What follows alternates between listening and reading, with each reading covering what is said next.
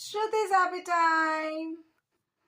రేపు రథసప్తమి అని చెప్పేసేసి నేనైతే ఈ తెల్ల జిల్లేడి ఆకులను అయితే తెచ్చేసాను. ఇలా మనకు ఎన్ని ఆకులు అవసరం అని అంటే 7 ఆకులు అవసరము.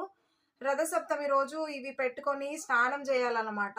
సో ఈ ఆకులు తుంచినామంటే పాలు వస్తాయి. ఇవి అయితే కొంచెం పాయిజనస్ కాబట్టి ఈ ఆకులన్నీ ముందే నీట్గా క్లీన్ చేసుకొని చక్కగా రెడీ చేసుకొని పెట్టుకోవాలన్నమాట. రేపు ఎర్లీ మార్నింగ్ లేవంగానే మనం స్నానంకి పోయినప్పుడు మంచిగా 7 ఆకులను తీసుకొని తల మీద ఒకటి, ఇదొక భుజం పైన, ఇదొక భుజం పైన 2, మొత్తం 3, 4 ఛాతి మీద, 5 పొట్ట మీద, 6, 7 వచ్చేసి 2 కాళ్ళ మీద పెట్టేసేసుకొని మనము చక్కగా దేవుణ్ణి స్మరించుకొని ఆ సూర్య భగవానుడికి దండం పెట్టుకొని చక్కగా నీళ్ళనైతే తల మీద పెట్టుకొని పోసేసుకోవాలన్నమాట.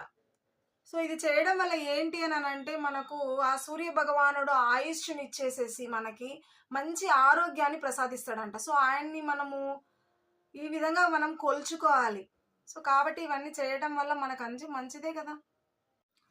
ఇంకొకటి మర్చిపోకండి, ఎవరి ఆకులు 7 ఆకులు వాళ్ళకు సపరేట్. మేము వాడేసేసి కడిగేసేసి మళ్ళీ ఇంకొకరికి పెడతామంటే కాదు. ఎవరి 7 ఆకులు వాళ్ళే చేయాలన్నట్టు. ఓకేయా, మర్చిపోకుండా చేస్తారు కదా. మేమైతే చిన్నప్పటి నుంచి మా అమ్మ నాకైతే నేర్పించింది, ఇలా చేసుకుంటే మంచిది, దేవుడు అనుగ్రహం ఉంటుంది అని చెప్పి చిన్నప్పుడు మా అమ్మ చెప్పేది. సో మేమైతే ఇలా చేసేవాళ్ళం. సో మళ్ళీ రథసప్తం వచ్చేసింది, నేనైతే అన్ని తెచ్చుకొని రెడీగా పెట్టేసుకున్నాను. మరి మీరు తెచ్చుకున్నారా లేదా? తెచ్చుకోకపోతే తెచ్చేసుకోండి. మరి మీకు దొరకలేదా? దేవుణ్ణి మనసులో స్మరించుకొని నీళ్లు పోసుకోవటమే. ఎలా అయినా మనకు ఫైనలీ కావాల్సింది ఏంటో తెలుసా? మనసు.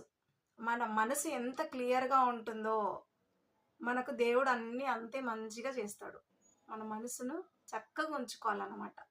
ఓకే, ఆ దేవుడు మిమ్మల్ని అందరినీ కూడా చల్లగా చూడాలి, చల్లగా ఆరోగ్యాలను ప్రసాదించాలి. లేజీగా ఉన్న వాళ్ళంతా యాక్టివ్గా పరిగెత్తాలి, మంచిగా ఎంజాయ్ చేయాలి అని మనస్ఫూర్తిగా కోరుకుంటున్నాను.